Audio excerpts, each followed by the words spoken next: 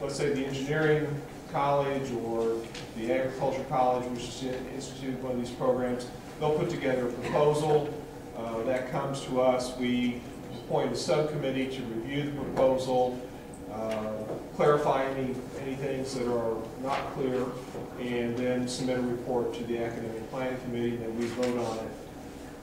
We also deal with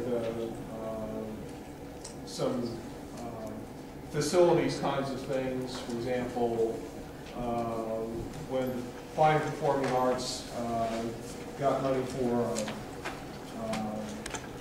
and also other things for kind of a Johnny Carson museum, that came to us. We reviewed that.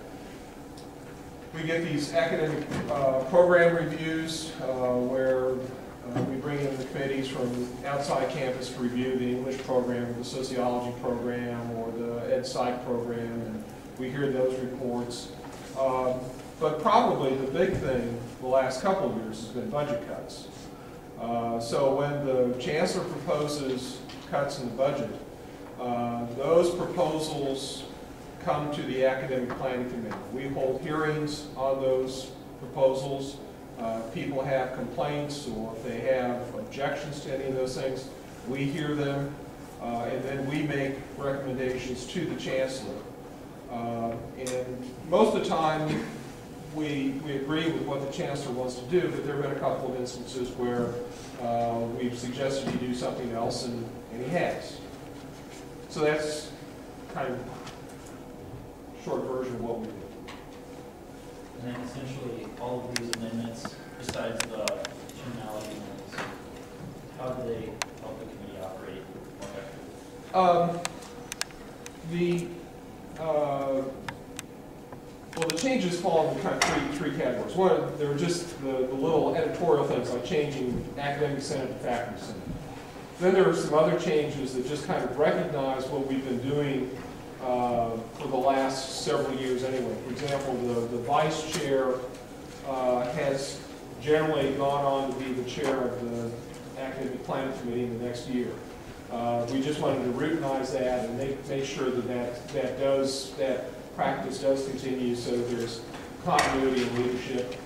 Also, making sure that the vice chair is the chair of the long-range planning subcommittee. Clarify that. The other major change, and the most important change really in these bylaws, these operating procedures, is for the appointment of committees, review committees, during the summer when we may not have the chairperson or vice chair, or may have difficulty getting the quorum together. So we set up a procedure that we thought would make it possible to deal with something that comes up during the summer when a lot of people are away, and take care of it expeditiously and not have it hanging over our heads until September or October when we all get back. Does that answer your question? Yes. Are there any other questions or discussion? Okay. Seeing no other questions or discussion, we'll move into a vote on Government Bill number 11. This will be done by voice vote. So all of those in favor of Government Bill number 11, please signify by saying aye. Aye. All those against, please say nay. And those wishing to abstain, please say aye. Okay. Motion passes. That will bring us to Government Bill number 12. President Collins, would you like to open? Yes, thank you. Government Bill 12 is sidewalks. This is something that GLC is interested in, and Reed, who is here tonight, and Dave have been working on this, so I will yield now to Chair Butler. Chair Butler. Thank you. Last semester, GLC Local Subcommittee took this sidewalk initiative upon themselves.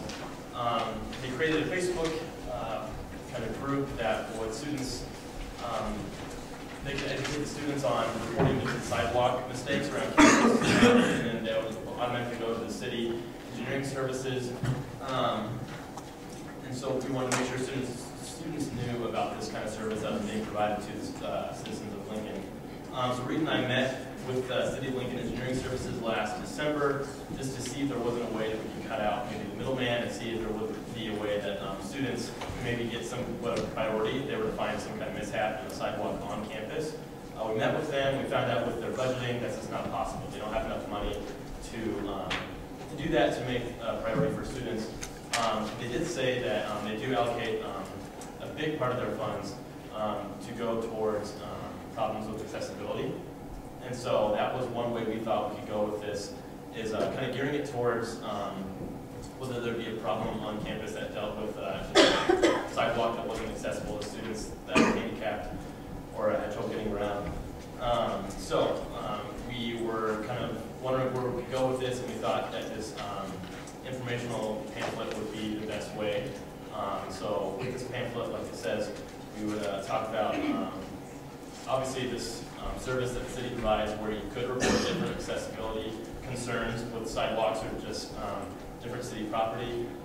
They also told Reed and I some different things about just different pedestrian rights with bike safety, something like that. So we thought this informational brochure would kind of encompass all that. We have a timeline set up there and also some places that we could see this being distributed at the last of their work class. So Reed, do you have anything else to add? No, they made it pretty apparent that the way to go with this is to talk about the accessibility issues, because most of their budget is geared towards that. ADA law, which was passed in 1993, was geared towards having every sidewalk accessible, having ramps going up to sidewalks at a certain slope, and Lincoln was actually behind when the ADA law was enacted. And they had to play catch up, and luckily the federal government didn't fine them, but they said that they'd come back for every year and check on that.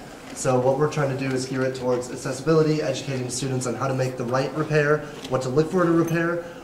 This is empirically proven to work because a Southwest Lincoln student, Lincoln Southwest High School, talked about a sidewalk that had too steep of a ramp for 4 miles. And they actually put an entire year's worth of budgeting into a 4-mile stretch of repair. So I think that it's a great idea to educate people outside, especially for off-campus residents with a wheelchair and handicap accessibility. It's very important. Okay, we'll open it up for questions. Are there any questions on government bill number 12? Okay, seeing no questions, we'll move into discussion. Is there any discussion? Senator Bourne. I think this is an important issue for a lot of students, as well as faculty and community members. I know personally, I have a brother that has cerebral palsy that uses the walker, and there's no way you can get around certain parts of our campus the way they are. I do feel that this particular directive, it's kind of weak. It only provides a pamphlet, doesn't really take concrete action on the issue, and so I'd like to propose the following amendment. Okay, go ahead. It would be a clause added after line 22, which would read, therefore be it further resolved, GLC will actively follow up on student concerns regarding sidewalks with city and university departments.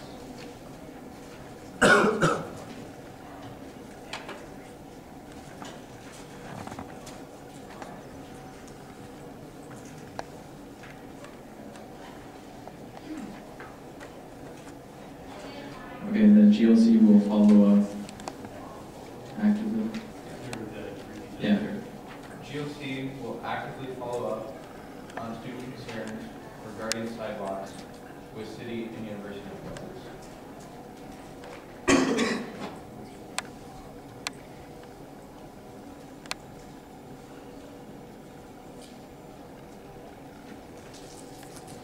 Okay, I'm sorry, regarding sidewalks. With city Mm-hmm. and university. Okay. I'm gonna, maybe, if you will, finally resolve, is that okay? Yeah. Okay. So it'll basically be line 24 and 25. So 23 is a space, 24, therefore be it finally enacted or resolved. Enacted. We're changing this to an action. Sorry. Having troubles because we should say enacted. But therefore be it finally resolved that GLC will actively follow up